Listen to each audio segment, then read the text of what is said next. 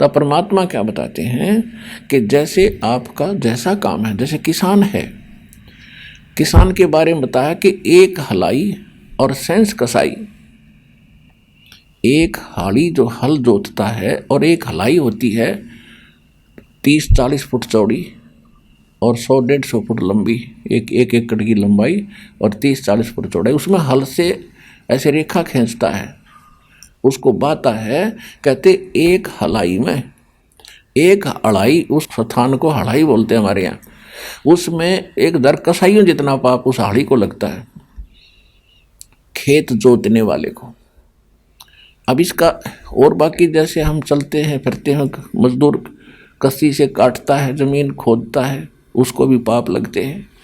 कोई भी काम करते हैं सब में पाप हैं, लेकिन ये हमारे कर्तव्य कर्म बता रखे हैं।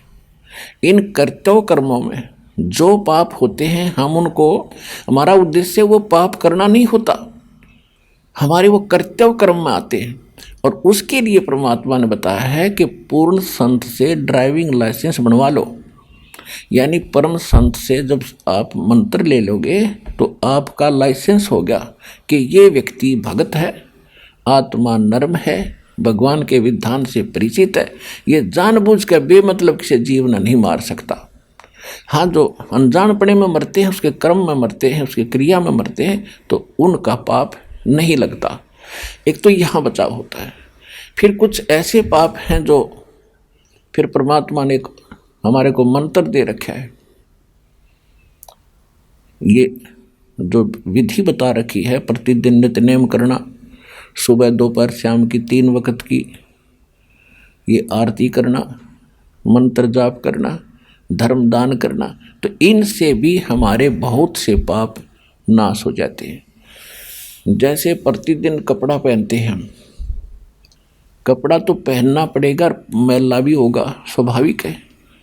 यदि उसको फिर साबुन और जल से धो लिया जाए तो स्वच्छ हो जाता है। तो परमात्मा ने जो साधनाएं हमें बताई हैं इन कर्मों को धोने के लिए, यानी जो जान कर मारे वो पाप, अनजाने में मर जाए वो पाप नहीं, लेकिन फिर भी उसमें क्रिया देखी जाती है। और कुछ ऐसे कर्म हैं जो हमें जो करने पड़ते हैं, जिस कारण से हम उनके लिए फिर क्या बता रखा है, ये प्रतिदिन की साधना बता रखी है। तो ये साबुन और हमारा जल है, तो रोजाना हम अपने साधना करते हैं, इससे भी वो पाप नाश हो जाते हैं। जैसे कपड़ा डेली मैला होता है, उनको रोजाना साफ कर दिया जाता है। तो इस प्रकार बचाव होता है।